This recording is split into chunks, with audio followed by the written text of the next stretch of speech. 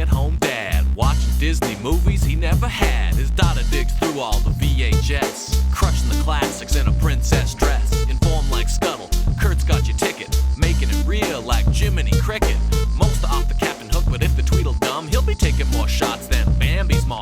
Leave him raised like Simba, or cracked like the Beast dishes. He'll show you a whole new world, you won't need 3 wishes. Stay-at-home Disney dad.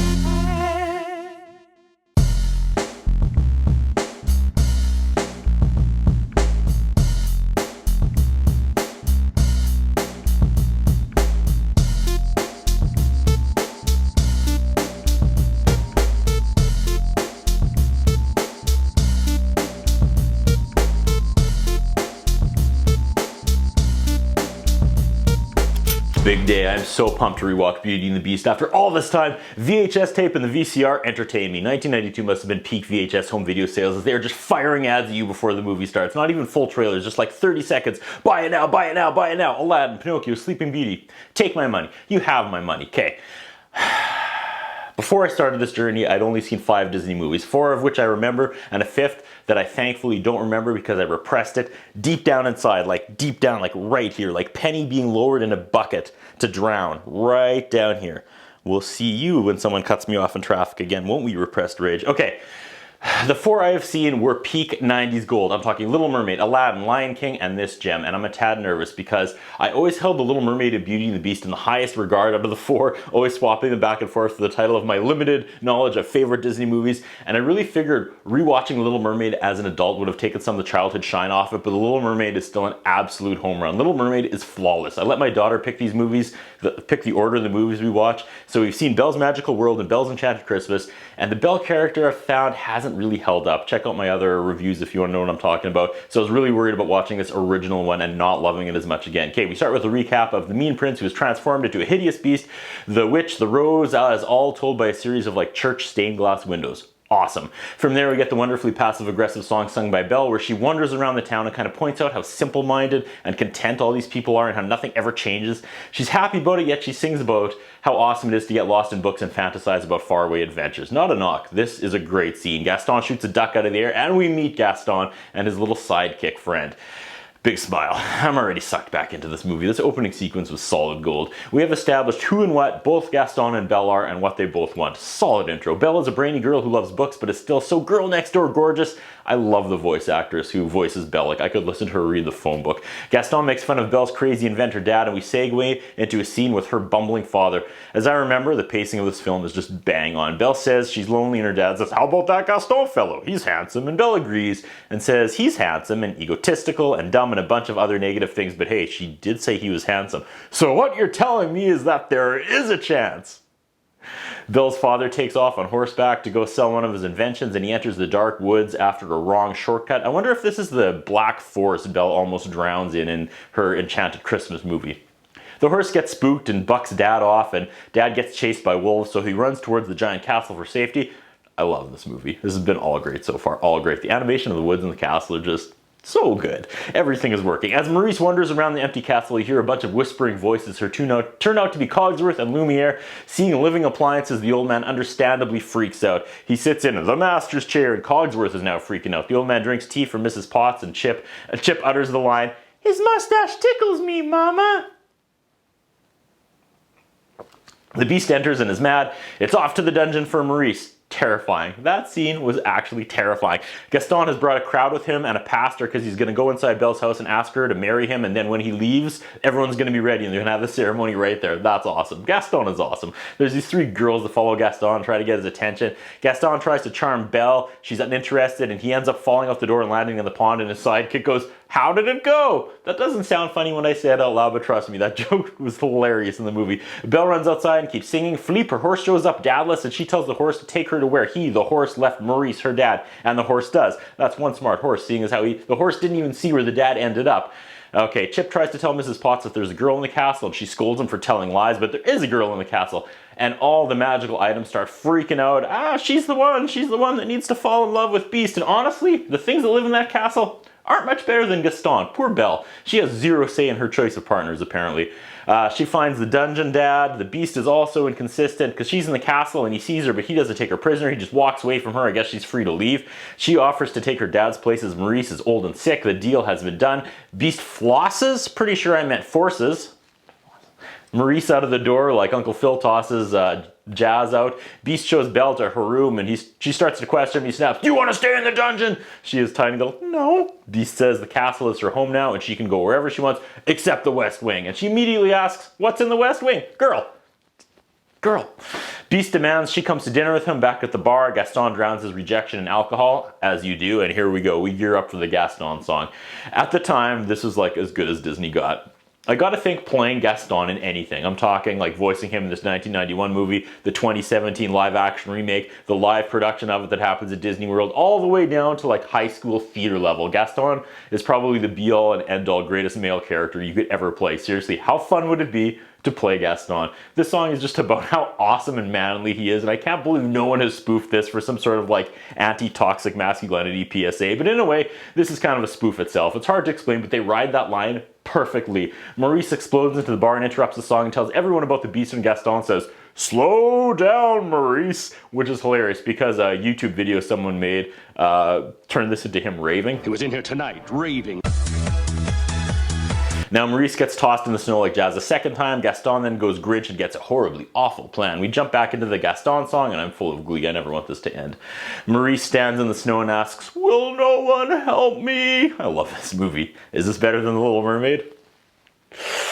Beast is getting contradicting advice from Potts and Lumiere, and Belle is late for her dinner date. Cogsworth says she's not coming. Beast was just told to control his anger, and now he's threatening to break down her door. Belle's like a toddler. "I'm not coming out of my room."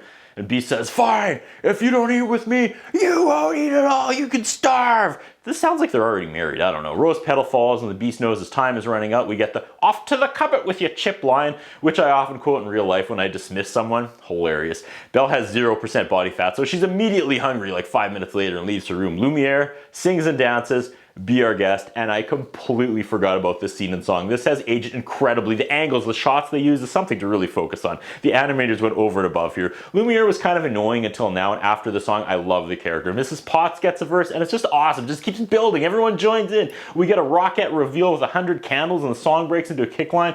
I forget about Gaston. This has got to be the best Disney had ever done at this point. Belle, "Oh, I couldn't possibly go to bed now." Oh, that voice. Belle wants a tour and strokes Cogsworth's ego, and the tour begins. We end up at the West Wing.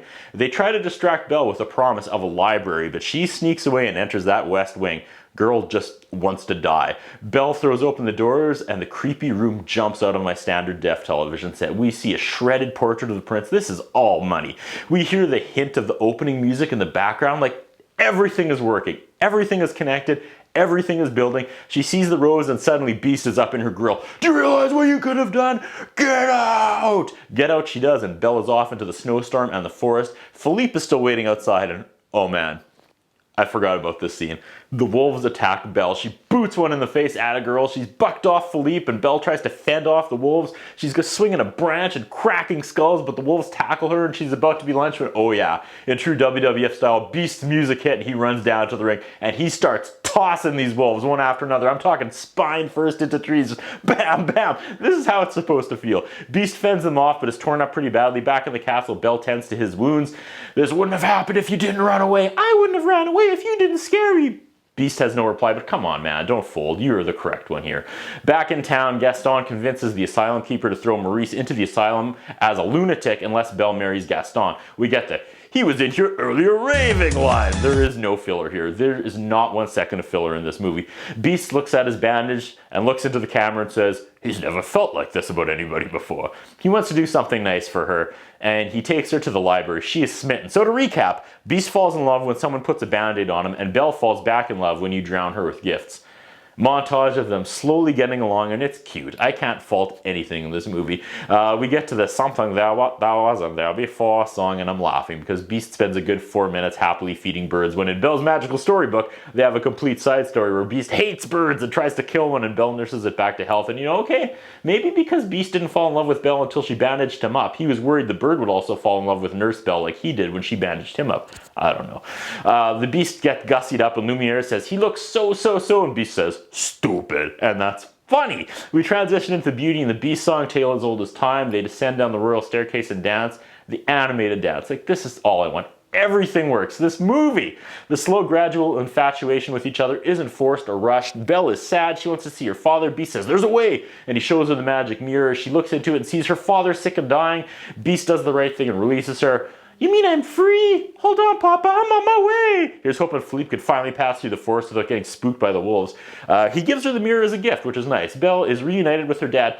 That horrible Beast let you go. He's changed now. He's different. Oh, I see what's going on here. All right, ladies. Definitely date a bad boy with anger issues, because you can change him. Knock, knock. It's the asylum guy to take away Maurice. All the townspeople are mocking Maurice as he tries to explain to them about the Beast. Gaston says he could clear up the misunderstanding if she marries him. She says no and uses the mirror to show the mob that the Beast is real. And so the dad isn't crazy. This is great writing. He's really kind and gentle. He's my friend. He's not a monster, Gaston. You are. Gaston sneers and says, she's as crazy as the old man. Gaston has been denied the last time. He rallies the troops and they go to kill the Beast. This movie, this is high-end storytelling. They lock up Maurice and Belle, trek through the woods to kill the Beast. I bet Gaston will blow those wolves away and make a coat out of them. He's not as scared. The mob appears at the castle with Gaston in the lead, and now the objects defend the castle. I want this. This is 100% Disney at its highest at the time. Beast doesn't care. He will sit there and die. He's ready to die. The tension is broken as the castle objects hilariously thwart the mob, one person after another. Belle uses one of Maurice's harebrained inventions from the beginning of the movie to break them out, and that is a great callback. Gaston stalks Beast, and this is going back and forth between Gaston's serious quest and the slapstick clarity of the townsfolk being outsmarted by the castle objects. If both parts were serious and dark, it would be too heavy, but going back and forth rides the line perfectly. You know Gaston and Beast is going to be epic. They make eye contact and Gaston shoots Beast with an arrow. Gaston is booting the Beast out the window. Beast has no fight left in him. Gaston breaks off a piece of roof and he's about to bash Beast's brains in, and then Belle shows up above and Beast gets his power from the fans and decides he wants to live, and now it's on. The two of them are beating the crap out of each other in the rain. Did you honestly think she would want you when she could have someone like me? Gaston asks. This is intense. Beast picks Gaston up by the neck and hangs him over the edge of the castle. He's gonna kill him, then he changes his mind, puts him down, and tells him, get out.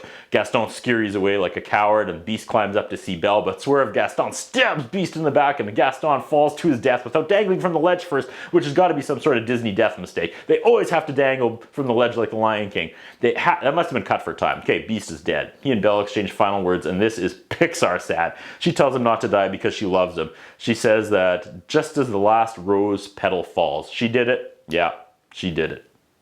Was I supposed to sing that? I don't know why I wrote that. Okay, the spell is broken. The Beast's body floats and turns back into human. How sad would it have been if he was really dead, but I know how it is. He's alive. They kiss and fireworks go off. The castle changes back with a wave of gold. This scene is amazing. The gold waves over everyone and everything, and everyone changes back to human. Give the animators another raise today. Are they going to be alive? Chip asks if they're going to live happily ever after. Of course. Do I still have to sleep in the cupboard? That is a great final line. We pull out, we see the final stained glass scene of them dancing, and I can't get over how true to form the actual Beast's castle in Disney World is. Like, so much detail. I need a cigarette. This movie was so good. Unbelievably good. Okay, bring this back around. As I mentioned at the top, I'm curious to see which of these iconic four resonates with me the most when watching them as an adult. Little Mermaid and this were always my top two. I haven't watched Lion King or Aladdin again yet, so I guess I gotta start here and pick a favorite between Little Mermaid and Beauty and the Beast. Is Beauty and the Beast better than Little Mermaid?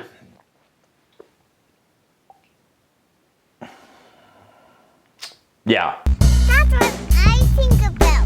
What do you think? What we have is a concern about Curtis Anderson. His interviewing style is not the best. His personal appearance is not the best. I was wondering if the man has some kind of a hold over the channel that he's allowed to be employed for so long with the standards of journalism and personal appearance